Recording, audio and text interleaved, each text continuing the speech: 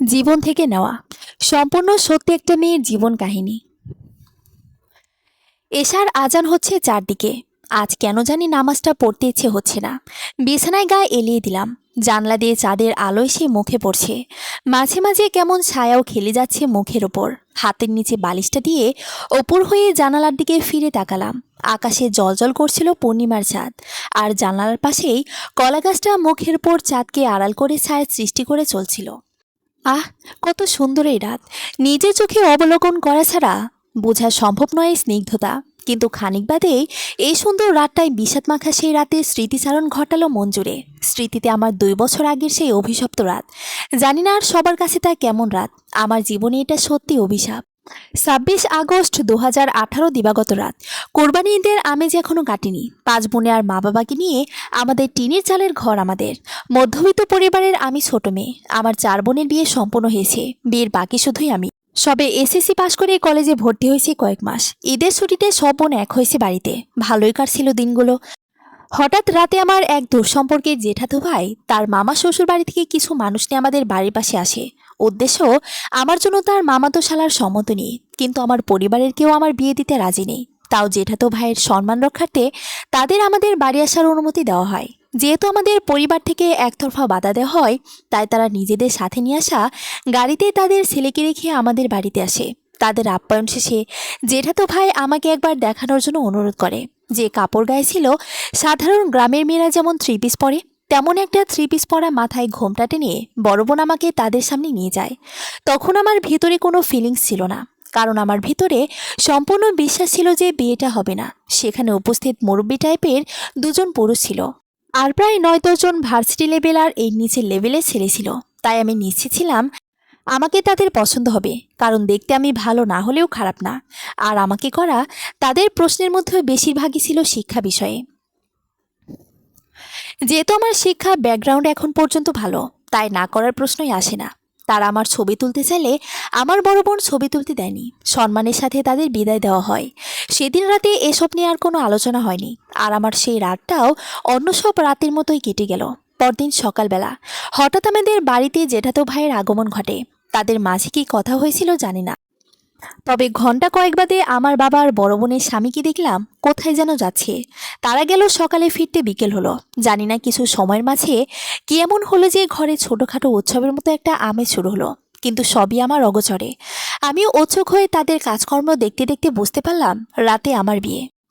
বিয়ে শেষে আমায় সাথে করে নিয়ে যাবে। ছেলে ব্যাংকে জব করে, ভালো পজিশন, ঢাকায় ফ্যামিলি সহ সেটেল। সবচেয়ে বড় কথা, তারা আমাকে বিয়ের পর পড়ালেখা করাবে।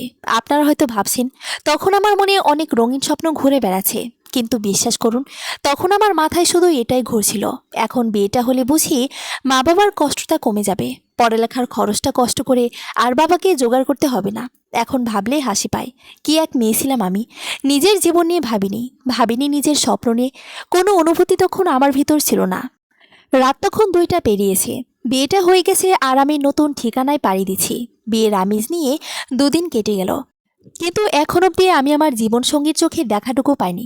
অবিশ্বাস্য হলেও সত্যি, এটাই বিয়ের তৃতীয় রাতেই আমি তাকে প্রথম দেখি। যেখানে আমার বয়স হলো সেখানে তার বয়স 32 ছুঁই ছুঁই। লম্বায় 5 ফুট 4 আর ওজন 80 হবে হয়তোবা। তাতে কি হয়েছে আমার? আর বোনগুলোর স্বামীও এমনই। মেনে নিলাম সব কিছুই। পরিস্থিতি আমাদের মাঝে মাঝে এমন পর্যায়ে দাঁড় করায়, তখন সত্যিকে মেনে নিতে কষ্ট হয় কিনা জানি না, তবে একমুঠো সুখ পাওয়ার আশায় মুখে জোরপূর্বক হাসি ফোটাতে হয়। বিয়ের 5 দিনের মাথায় আয়োজন চলে আমাদের বাড়িতে যাবার। আর এইবার গেলে আমার প্রথম বর্ষের পরীক্ষার কারণে বাড়িতে গেলে মাসখানেক থাকার কথা হয়েছে। আর এখান থেকে সবাই ঢাকা চলে যাবে। সকাল হতে নাস্তা না দিয়ে আমার শাশুড়ি হাতে ভাতের থালা নিয়ে আসে। তরকারি হিসেবে কলমি পাতা রান্না করা ছিল। তিনি আমায় নিজ হাতে খাইয়ে দিলেন আর বললেন শ্বশুরবাড়ির কথা বাপের বাড়ি বলতে নেই, আর শাকের ভাতকে বিরিয়ানি ঢেকুর দিতে হয়। এই কদিনে উনি আমার সাথে এমন কথা বলেনি। যতটুকু এখানে এসে শুনেছি, আমার ভাই না থাকায় আমার ননদার শাশুড়ি রাজি ছিল না এই বিয়েতে যাওয়ার জন্য। প্রায় সময় ঘনিয়ে এলো। তখন আমার 3 শাশুড়ি, অর্থাৎ শাশুড়ি, চাচি এবং জেঠি শাশুড়ি মিলে আমার হাত ধরে টেনে তাদের বড় পুকুর পাড়ে নিরিবিলি এক জায়গায় নিয়ে আসেন। আমার জানা ছিল না তারা কেন আমাকে এখানে এনেছে, তাই উৎসুক হয়ে তাদের দিকে তাকিয়ে থাকলাম। হঠাৎ আমার চাচি শাশুড়ি আমার হাত ধরে বলতে শুরু করলেন, বউ, মেয়েদের জীবনে প্রথম বিয়েই বিয়ে। প্রথম ডুবে যার কপাল ভিজে না, হাজার ডুবেও তার কপাল শুকনোই থাকে। এরপর জেঠি শাশুড়ি বললেন, এখনকার চিকিৎসা পদ্ধতি অনেক উন্নত, তাই এসব ব্যবসা কোনো সমস্যাই নয়। তোমার শ্বশুরদের বংশে এই সমস্যাটা আছে, কিন্তু পরে ঠিক হয়ে যায়। তোমাদের স্বামী স্ত্রীর মাঝে কিছুই হয়নি তা আমরা জানি। মা, তুমি এসব বাপের বাড়ি গিয়ে বলো না, তোমার জীবনটাও শেষ, আমাদের ছেলেরও কি একই অবস্থা। বুঝোই তো মা, শুধু এইটুকুই হয় কথা। তাদের কথাগুলো আমার মাথায় নীতি বাক্যের মতো আটকে যায়। বাড়িতে আর এসব নিয়ে কথা হয়নি। 1 মাস পর আমার শ্বশুর আর দেবর আসে আমায় নিয়ে যেতে। যাই ওখানে, দিন কেটে যায়। মানুষরূপী পশুর আসল চেহারা আস্তে আস্তে আমার সামনে আসতে থাকে। বাধা আসে আমার পড়ালেখায়। নানা ধরনের মানসিক নির্যাতনের শিকার হতে থাকি আমি। আর আমার সামনে সেদিন রাতে তাড়াহুড়ো করে বিয়ের কারণটাও পরিষ্কার হয়ে যায়। আমার স্বামী যিনি ব্যাংকে কোনো উচ্চ পদস্থ কর্মকর্তা নয়, সামান্য পিয়ন বটে, কিন্তু বিয়ের আগে জানা হয় তিনি উচ্চ পদস্থ কর্মকর্তা। শিক্ষা নেই বললে চলে, তাতে সমস্যা না। সমস্যা হলো আমার স্বামী আর অন্য দুজন স্বাভাবিক মানুষের মতো নয়। তার ব্যবহার আরেকটা প্রাপ্তবয়স্ক মানুষের এক নয়। সামান্য কথা বলতেও তার মুখে আসে না, সাধারণ কথাও তার মাথায় ঢুকে না। একদম মায়ের কোলে ছোট্ট গজানন। তাদের মুখে আমার একটাই দোষ, তাদের নানান কটু কথা আমি আমার বাপের বাড়ি ফোন করে সব জানিয়ে দেই। বাবা শ্বশুরকে জিজ্ঞাসাবাদ করে, এটাই আমার বড় দোষ। এভাবে 7 মাস কেটে যায়। ইন্টারমিডিয়েটে বিজ্ঞানের ছাত্রী কিভাবে কোনো ক্লাসে ছাড়া পরীক্ষা দিয়ে পাশ করবে তা আমার জানা ছিল না, কিন্তু তাদের এটাই মতামত। এভাবে প্রায় 1 বছর যায়। আমার বাড়ি যাওয়ার জন্য আমার বাবার ফোন আসে। তখন আমার শাশুড়ি আমাকে রান্নাঘর থেকে ডেকে নিয়ে যায়, বলে, তুমি শিক্ষিত মেয়ে, তোমাকে সব ঢেলে সাজিয়ে বোঝাতে হবে না। স্বামীর উন্নতি চাইলে পড়ালেখা ছেড়ে দাও, তোমাকে তো আর চাকরি করতে হবে না, তাই না? আমি ওনাকে কিছুই বলিনি, শুধু বাবাকে ফোন করে বলে দিয়েছিলাম, কারণ তাদের কাছে আমি কিছুই জানি, শুধু এই পড়ালেখা ছাড়া। শুরু হয় আমার জীবনযুদ্ধ। হঠাৎ একদিন বিকেলে আম্মুর ফোন আসে। ফোনে আমার মা আমাকে যাতানা ব্যবহার করেছে, যার কারণ হচ্ছে আমার শাশুড়ি আমার মাকে নালিশ করেছে আমি নাকি সারাক্ষণ বসে বসে মোবাইল চালাই, কোনো কাজ করি না। আমার নাকি 10-12টা ছেলের সাথে সম্পর্ক আছে, আর আমি নাকি আমার স্বামীকে সম্মান করি না। সবচেয়ে বড় কথা হলো আমি নাকি আমার স্বামীকে আমার শরীরে হাত দিতে দেই না। সকালে ফজরের আজানের সাথে ঘুম থেকে উঠে সবার জন্য নাস্তা বানিয়ে বাসন কোসন ধুয়ে রান্নাঘর পরিষ্কার করে এসে নাস্তা করতে হয়। কখনো খাওয়া হয়, কখনো হয় না। পরিবারের ছোট মেয়ে তো, তাই মুখে স্বাদ মতো না হলে খাবার মুখে রোচে না। শুরু হয় রান্নার জোগাড়। ননদরা ভার্সিটি আর স্কুলমুখী হয়, স্বামী শ্বশুর অফিসে যায়, দেবর পড়ে পড়ে ঘুমায়, আর শাশুড়ির ডায়াবেটিস। রান্নার জোগাড় করে সবার বিছানা গোছাতে হয়, ঘর ঝাড় দিতে হয়, তারপর আবার রান্নাঘরে ঢুকতে হয়। 8জন মানুষের রান্না করতে করতে দুপুর প্রায় 2টা বেজে যায়। রান্নাঘর থেকে বের হয়ে 4 রুমের বড় বারান্দাওয়ালা ঘরটা মুছতে হয়, তারপর ঘরে সব কাপড় ধুতে হয়। ভাত খেতে খেতে প্রায় 3টা পার হয়। বিকেল আর ঘুমানো হয়ে ওঠে না, কারণ আসরের নামাজ শেষে শাশুড়ি হাঁটতে বের হন। তিনি বাইরে যাবেন, আমি ঘুমাবো, এটা হয় নাকি? আমি কি এই বাসার মেয়ে নাকি? আমি তো বউ, তাই না? এই সময়টা পার করার জন্য মোবাইল চালাতাম, আর সেটাই হয়তো আমার সারাদিনের পরিশ্রমগুলোকে মিথ্যে করে দিত। সন্ধ্যা হলে ছোট ননদ পড়তে বসবে, চা নাস্তা রেডি করতে হয়, তারপর আবার রাতের জন্য রান্না করতে হয়। এত কিছু করার পর কারো পড়ালেখা করার শক্তি থাকে কি না জানি না, তবে আমার ছিল না। তাই বাবার বাড়িতে নালিশ দেয়, আপনার মেয়ে তো এখানেই পড়ে না, বাড়ি গিয়ে কি এমন করে উল্টাই ফেলবে। রাতে দেবর বাসায় এসে রাতের খাবার শেষ করত। রাত প্রায় 11টা 30 বাজে। সব গুছিয়ে আমার সব ধুয়ে ঘুমাতে যেতে যেতে 12টা বাজে। তারপর যদি তিনি বলেন আমি কাজ করিনি, তাহলে তো সত্যি আমি কোনো কাজ করতাম না, মোবাইল নিয়ে পড়ে থাকতাম। সেদিন আম্মুর মুখে এসব শোনার পর আমি অবাকের সর্বোচ্চ পর্যায়ে পৌঁছে যাই। আমার শাশুড়ি এটা কীভাবে পারলেন? দোষটা তার নিজের ছেলের হওয়া সত্ত্বেও আমি আমার পরিবারকে না জানিয়ে তাদের ভালো করেছি, কিন্তু আজ সব আমার কাঁধে এসে পড়ল। কিছুই বলিনি আমি সেদিন, শুধু স্বামী নামের পশুটির ওপর থেকে সামান্য মানুষ হিসেবে যে সম্মান থাকে সেটা উঠে গিয়েছিল। শুধুমাত্র পড়ালেখা ছাড়ানোর জন্য এত বড় মিথ্যাচার কিভাবে করলেন? যিনি কিনা 5 ওয়াক্ত নামাজ পড়েন, তার মুখ দিয়ে কীভাবে এমন নোংরা কথাগুলো আসলো আমি তা বুঝতে পারলাম না। আর আমার স্বামী যে কিনা কোনো কথাই বলে না, সে তার মাকে ফোনে সব জানায়, যার একটু সত্যতা আমি পাইনি। এর আগে আমি আমার স্বামীকে সোজাসিধা জানলেও বুঝতে পারলাম ইনি একজন মুখোশধারী ভালো মানুষ। যত যাই হোক, আমি আমার পড়ালেখা ছাড়বো না জানিয়ে দিলাম। অনেক ঝড়ঝাপটা সামলে আমি বাড়ি আসলাম। আমার শ্বশুর আমাকে বাড়ি এনে দিয়ে গেছেন। বাড়িতে গিয়ে মা বাবাকে সব বলি। আমি যে বিয়ের এই 1 বছরেও ভার্জিন সেটা বুঝতে তাদের বাকি রইল না। কিন্তু আম্মুর কথা, দোষটা নাকি আমার, কারণ বিয়ের পর বাড়ি আসার পর আম্মুর আমায় জিজ্ঞেস করেছিল, আমি কিছুই বলিনি। তাদের মনেও সন্দেহ জেগেছিল, কারণ বিয়ের মিষ্টি বিলি করতে যখন আমার চাচাতো ভাই আমার স্কুলের প্রধান শিক্ষকের বাড়ি গিয়েছিলেন, তখন স্যার বলেছিলেন এই মেয়েকে অল্প বয়সে এমন একটা অ্যাবনর্মাল ছেলের সাথে বিয়ে না দিলেও পারত। এই কথাটা যদি প্রধান শিক্ষক না বলে অন্য কেউ বলতেন, তবে হয়তো অবহেলা করা যেত। তাই চাচাতো ভাই এসেই বাড়িতে বলায় বাড়িতে একটা শোকের রোল পড়ে যায়। কিন্তু আমি নিজেই বলেছিলাম তখন সব ঠিক আছে, কারণ আমি তো তাদের বিশ্বাস করেছিলাম। তাই বাবা মা চাইছিল বিচ্ছেদ না করে সমাধান করতে। মধ্যবিত্তদের সবচেয়ে বড় সম্বল সম্মান, যা খোয়াতে অন্য সবার মতো আমার মা বাবাও চায়নি। প্রথম বর্ষের পরীক্ষা শেষ, দ্বিতীয় বর্ষে পড়ালেখা শুরু, এভাবেই সময় চলতে থাকে। রোজার কিছুদিন আগে আমার বাবা মাকে তাদের বাসায় দিয়ে আসে। আবার শুরু হয় অশান্তি। একটা রাতও শান্তিতে ঘুমাতে পারিনি সেখানে। কিছুই বলিনি, শুধু চেয়ে দেখেছি। বাপের বাড়ি থাকাকালীন মা রোজা রাখতে দিতেন না, একদিন থাকলে আরেকদিন থাকতে দিতেন না। শ্বশুর বাড়িতে এবার প্রথম রোজা, যেহেতু আগে রোজা থাকতাম না, তাই এবার কষ্ট হবে এই ভেবে বাবা মার শ্বশুরকে বললেন আমার খেয়াল রাখতে। আমার শ্বশুর বড্ড ভালো মানুষ, মেরুদণ্ডহীন পুরুষ। ভোর রাতে উঠে সবার খাবার দিতে হতো, তারপর নিজেকে সব গুছিয়ে নামাজ পড়ে ঘুমাতাম। সকালে উঠে ছোট ননদের জন্য নাস্তা বানাতে হতো। মাত্র 15 বছর তার, এই বয়সে কি আর রোজা রাখা যায় নাকি? ওদের কথা বাদ, ওরা তো আমার বোনের মতোই। কিন্তু আমি বোন নই, আমি হচ্ছি ভাবি। ভাবি মানেই মহিলা, তাই না? বাড়িতে দেখতাম বিকেলের দিকে মা ইফতারি বানাতেন, কিন্তু এখানে নিয়ম দুপুরে সব রেডি করে রেখে গোসল করে রান্না চাপাতে হবে। প্রথমবারের মতো টানা রোজা রাখতাম, তাই খুব কষ্ট হতো। ডাল পেটে পেঁয়াজও বানাতে হতো। তারপর একা হাতে ইফতারি সব বানাতে সন্ধ্যা হয়ে যেত। তখন শ্বশুর স্বামী দুজনেই বাসায় চলে আসতেন। শাশুড়ি আমাকে সাহায্য করলে কোরআন পড়বে কে। ইফতারের সময় আমার চেহারা দিকে তাকিয়ে শ্বশুর বলতেন কেমন শুকিয়ে গেছো, কাল থেকে রোজা থাকতে হবে না। ব্যাস, শুরু হয়ে যায় শ্বশুরকে কথা শোনানো। কি সুন্দর ছিল আমার শাশুড়ির করা সেসব ব্যবহার। তারপর আমার দেবর বলতো তারা আপনাকে কি করেছে, ভাত কষ্ট দিচ্ছে নাকি কাপড়ে কষ্ট দিচ্ছে, আর আপনার গায়ে হাত তুলেও তো তুলছি না, তাই না? সত্যি তো, তারা আমায় কি এমন করতো? তারা আমার গায়ে হাত তুলিনি, খাবার খেতেও মানা করেনি, সবই তো ঠিকই আছে। আসলে আমি অনেক মিথ্যাবাদী, তাই না? শাশুড়িকে বলেছিলাম আম্মু ইফতারের সাথে রাতের রান্নাটাও করে ফেলি। ইফতারের পর আর চুলায় যেতে ইচ্ছে করে না। ব্যাস, শুরু হয়ে গেল। আমি নাকি দুদিন ইফতারি বানিয়ে তাকে খোটা দিচ্ছি, আর ইঙ্গিতে তাকে রান্নাঘরে যাওয়ার নির্দেশ দিচ্ছি। যাক গেল সেসব। ইফতারের পর আবার রান্না করে তাদের খাবার দিতে হতো। তখন আর নিজের খাওয়ার ইচ্ছেই থাকতো না। তারাবির নামাজ পড়ার সময় শরীরের কম্পন টের পেতাম। এভাবেই চলতে থাকে। রোজ রাতে অশান্তি শুরু হতো। শ্বশুর বাসায় এলে শাশুড়ি বলতেন সারাদিন শাশুড়ি খেটে মরেন। আমি নাকি তারপরও জোর গলায় কথা বলতে ছাড়ি না। আসলেই ইদানিং আমার গলার আওয়াজ বেড়ে গেছে, খেয়াল করিনি। এর মাঝে একদিন আমার জেঠি শাশুড়ি আমার শ্বশুরকে ফোন দিয়ে আমার উপরে সব অত্যাচারের কথা জিজ্ঞেস করেন, কারণ আমার বাবা তাদের জানিয়েছে। শুরু হয় নতুন করে অশান্তি। যেদিন রাতে আমার জেঠি শাশুড়ি ফোন করেছেন সেদিন ঝগড়াটা প্রচুর বেড়ে যায়। কারণ জেঠি শাশুড়ি বলেছিলেন আমার ননদের কারণে নাকি সব অশান্তি হচ্ছে। ব্যাস, তেলে বেগুনে জ্বলে ওঠে আমার ননদ আর শাশুড়ি। রাতের 11টা পেরিয়ে যায়, চিল্লাচিল্লি থামে না। আমার মাথায় কি আসে জানি না। আমি আমার ফোনের রেকর্ড চালু করে ফ্রিজের উপর রেখে দিই, কারণ আমার শাশুড়ি ননদ এসব অস্বীকার করতে সময় নেবে না।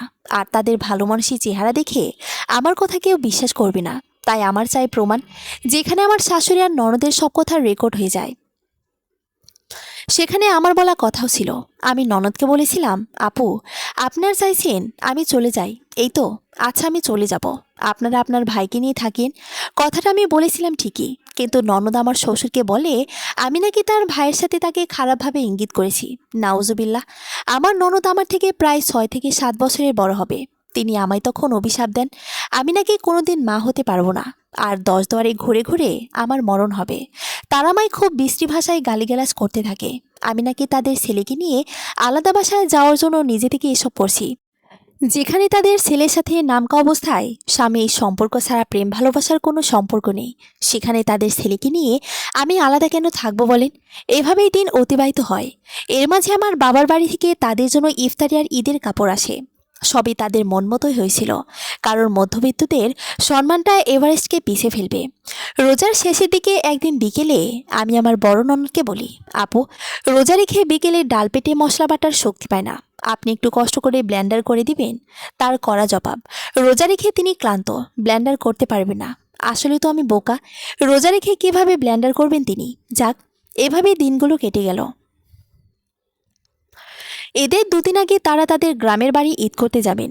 আমার বাবা আমাকে ফোন করে বলেন তাদের না জানিয়ে আমি যেন কাপড় বেশি না আনি, কারণ এবার বাড়ি গেলে আমায় দ্বিতীয় বর্ষের চূড়ান্ত পরীক্ষা দেওয়া ছাড়া আসতে দিবেন না। আমিও কাপড় বেশি করে নিয়েছিলাম। কাপড় বলতে কি, বিয়ের পর গজ কাপড় দিয়ে 4টা কামিজ বানিয়ে দিয়েছিল, যার সাথে না ছিল ওড়না, না ছিল সালোয়ার। এবার আমার এই বাড়িতে প্রথম ঈদ, তাই আমার ননদকে দিয়ে আমার জন্য একটা শাড়ি আনিয়ে দিয়েছিলেন আমার স্বামী। প্রতিটি মেয়ের ইচ্ছে থাকে বিয়ের পর স্বামীর হাত থেকে কিছু পেতে, কিন্তু আমার ভাগ্যে তা হলো কই। কারণ আমার স্বামী নিজের কাপড়গুলোই বোন কিনে আনে, সে নিজেই কিছুই করতে পারে না। এমনকি সে কোনোদিন কোনো জামা পরবে তাও বোন বলে দিতে হয়। ঈদে বাড়ি গিয়ে থেকে গেলাম। এটা নিয়ে আমার শাশুড়ি একতরফা ঝগড়া বাঁধিয়ে দিয়েছেন। বাপের বাড়িতে দিনগুলো বিয়ের আগের দিনগুলোর মতো কাটতে লাগলো, কারণ যিনি আমার স্বামী তিনি সপ্তাহে একবার আমাকে ফোন দেয় কিনা সন্দেহ আছে। সবাই বলে আমার কপাল ভালো, অনেক বড় ঘরে বিয়ে হয়েছে। আমিও মুখ ভরা হাসি দিতাম। এছাড়া আর কী বা করার ছিল আমার। পরীক্ষা কাছে এসে যায়। হঠাৎ একদিন সন্ধ্যায় আমার মায়ের রুম থেকে চিল্লাচিল্লি শোনা যায়, আমাকে নিয়ে যাতা। আমার শাশুড়ি আমার মাকে কি যেন বলেছে জানি না, তবে বলেছে এমন মেয়ে জন্ম দেওয়া আম্মুর যেমন লজ্জাজনক। তাই আম্মু নানান কথা শোনাচ্ছে আমায়। আমি কিছুই বলিনি, কারণ আমার আম্মু জানি আমি চুপ করে থাকি না, প্রতিবাদ করি। কিন্তু আমার মা জানতো না যে প্রতিটি মেয়ের চঞ্চলতাগুলো তার বাবা মায়ের কাছেই সীমাবদ্ধ। অবশ্য আমার মায়ের কোনো দোষ ছিল না। আমার মা খুব সহজ সরল প্রকৃতির মহিলা। অপরিচিত কেউ এসে যদি কিছু বলেন তিনি তা বিশ্বাস করে নেন, আর নিজের সব কষ্ট বলে হালকা হয়ে যেতে চান। তাই তো এত নরম হৃদয় নিয়ে বারবার তাকে আঘাত পেতে হয়।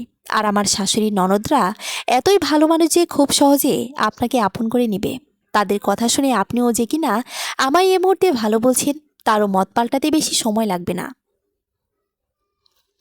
সেখানে আমার মা বিশ্বাস করবেই বা কেন? আমার কথাগুলো এমন পর্যায়ে যায় আমি আর সহ্য করতে পারছিলাম না। কারণ যে মায়ের কাছে আমি চোখের মণি, সে মা আজ আমার জন্য চোখের পানি ঝরাচ্ছে। হঠাৎ আমার সে রাতের রেকর্ডের কথা মনে পড়ে যায়। আমি কিছু না বলে রেকর্ডটা আমার মায়ের কাছে নিয়ে দেই। আমার মা ঘন্টা 3 ঘন্টা সেই রেকর্ড শুনে স্থির হয়ে থাকতে পারলেন না। সাথে সাথে শাশুড়ি ফোনে কল করে আম্মুকে করা অপমানের প্রতি উত্তর করে, কারণ আম্মু জেনে গেছে আমার কোনো দোষ ছিল না। আম্মু কথার এক পর্যায়ে আমার শাশুড়ি বললেন, আপনি বুঝি নিজের মেয়ের কথায় বিশ্বাস করলেন? আম্মু তখন প্রতি উত্তরের রেকর্ডের কথা বলে দেন। ব্যাস, শুরু হয় নতুন অশান্তি। তবে আমার মাকে কেন আমি আদর্শ মা বলি জানেন? কারণ আমার মা কখনো আমার ননদের দোষ নিয়ে কিছুই বলেনি। তিনি বলেন আমার কাছেও মেয়ে আছে, কেন আমি অন্যের মেয়ের ব্যাপারে কিছু বলবো? মেয়েরা দোষ করলে শুধরানোর দায়িত্ব আমাদেরই। হয়তো সেদিন আমার মায়ের উপর আমার ক্ষোভ প্রকাশ পেতে পারত, কিন্তু সেদিনের পর থেকে মায়ের প্রতি সম্মানটা আরও কয়েকগুণ বেড়ে যায়। এরপরের দিনগুলোতে আমার স্বামী যতবার আমাকে কল করেছিলেন ততবারই তার কল রেকর্ডার চালু ছিল। সেটা জানে না যে তিনি কল রেকর্ডার চালু রাখলে তার বিপরীতে যে আসে সে সহজেই বুঝতে পারে। দেখতে দেখতে কোরবানির ঈদ চলে আসে। বিয়ের পর আমার প্রথম কোরবানির ঈদ।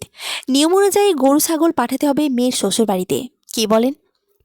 আমার বাবা মায়ের কাছে তো আর বিদেশি বা সরকারি চাকরি করে এমন ছেলে নেই। তাই 15,000 টাকা পাঠিয়ে দিলেন আমার শ্বশুর বাড়িতে। প্রতিবার ঈদে আমার স্বামীর পরিবার বাড়িতে ঈদ করলে এবার তারা আসবেন না, কারণ তারা সেখানে গেলে আমিও যাব। আর আমি যদি সেখানে কাউকে রেকর্ডগুলো শোনাই তাহলে তো মান সম্মান সব ধুলোয় মিশে যাবে। কারণ গ্রামে আমার শ্বশুরদের বিরাট নাম ডাক। সেই হিসেবে আমার শাশুড়িকেও ভালো মানুষই জানে। 5 ওয়াক্ত নামাজ পড়েন, ঢাকায় থাকেন। আর ঈদে আমার চাচি শাশুড়ি, জেঠি শাশুড়ি ওনারাও সপরিবারে আসবেন। তাই আমার শাশুড়ির মনে ভয় জাগেন। তিনি তাই বাড়ি আসে নাই। কোরবানির অনেক আগে আমার পরীক্ষা শেষ। আমার স্বামীকে আমাদের বাড়ি এসে আমাকে নিয়ে যেতে বলায় তিনি না করে দেন। তিনি বলেন আমি নাকি একা চলে যেতাম, কারণ তারা জানে বিয়ের পর কোনো ঈদে মেয়েরা বাপের বাড়ি থাকলে সমাজে নানানভাবে অপদস্থ হতে হয়। তারপরও আমার মা বাবা আমাকে একা পাঠাতে রাজি হয় নাই। ঈদের আগের দিন বিকেলবেলায় হঠাৎ আমার শ্বশুর ফোন করে জানায় তিনি বাড়ি আসেন, আর ঢাকা থেকে বাড়ি যাওয়ার সময় আমাকে নিয়েই বাড়ি যাবেন। এতক্ষণ কেমন অস্থির লাগলেও খবরটা শোনার পর ভালোই লাগছিল। এরপরই আমার স্বামী কল দেয়। আমি তাকে বাড়ি যাওয়ার কথা জানাই, কিন্তু সে মানা করে আমি যেন তাদের বাড়ি না যাই। আমার শ্বশুরও মত পাল্টান, তিনি একাই যাবেন, আমাকে নেবেন না। ব্যাস, এবার ঈদটা বাড়িতেই করতে হবে। সকালে কোরবানির ঈদ। ঘুমাতে প্রায় 11টা বেজে গেল। হঠাৎ মাঝরাতে গাড়ির আওয়াজ শুনতে পাই। আমার শ্বশুর আর জেঠাতো দেবর এসেছে আমাকে নিয়ে যাওয়ার জন্য।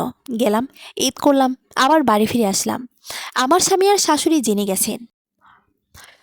তারা অনেক চিল্লাচিল্লি করেছেন। আমার শ্বশুর ঢাকায় চলে গেলেন।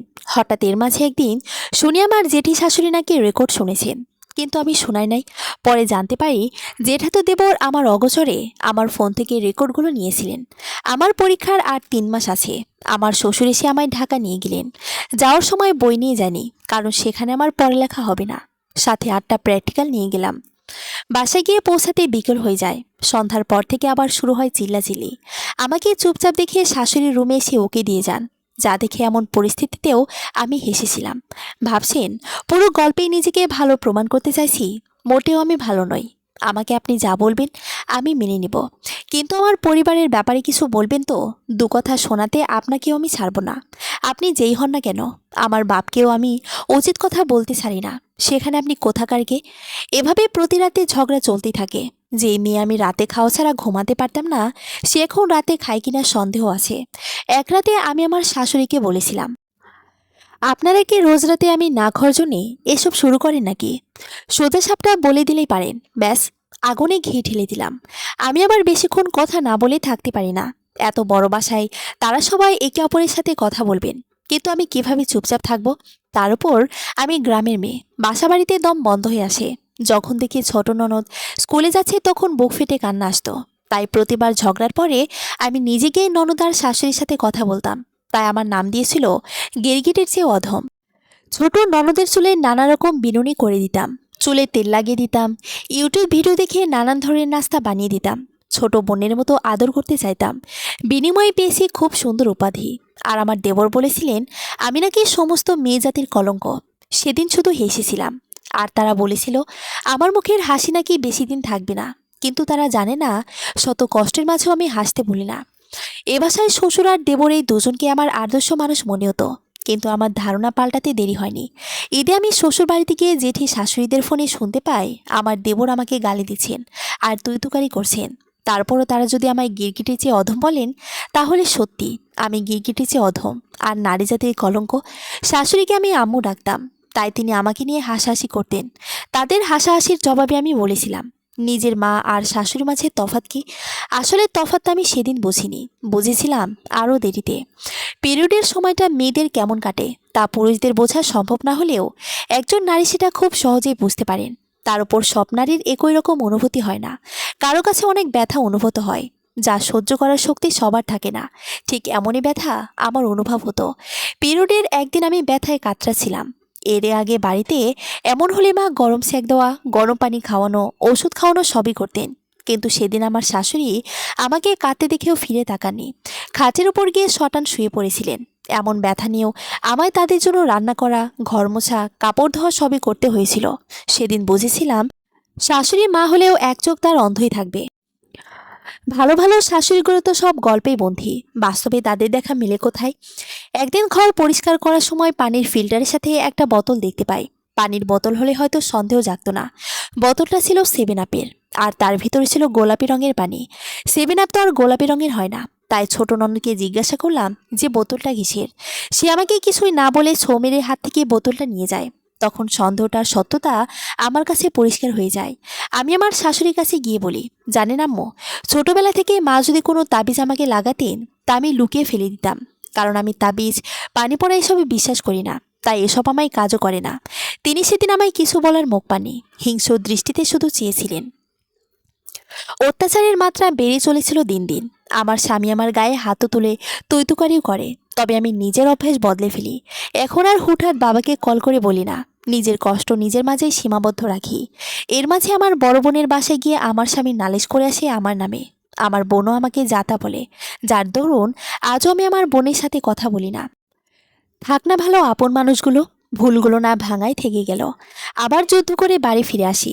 আমার শ্বশুর এনে দিয়ে গেছেন, কারণ আমার স্বামী আর কোনোদিন এদিকে আসবে না। তার যথার্থ কারণ আছে। আসলে তাদের তো কোনো ধারা বাধা নেই, কারণ আমার কাবিন হয়নি।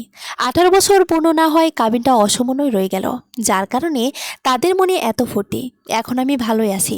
ডিভোর্সটা এখনও হয়নি, কারণ মা বাবা সমাধান চায়। তারা তাদের সম্মান বাঁচাতে ব্যস্ত। আমার মন দেখার সময় তাদের কই? আমি তাদের বলেছি তারা যা চায় আমি তাই করব, কারণ আমি জানি আমার মা বাবা কত কষ্ট করে আমাকে বড় করেছে। তাদের সুখই আমার সুখ। কেউ কেউ আমার মা বাবাকে লোভী বলতে পারেন। তারা লোভী। তার মেয়েদের সুখে লোভ করেন। যার ঘরে 5 মেয়ে আছে সে জানে তার প্রতিটি রাত কিভাবে কাটে, চারপাশের শকুনদের হাত থেকে কতটা যুদ্ধ করে মেয়েদের রক্ষা করতে হয়।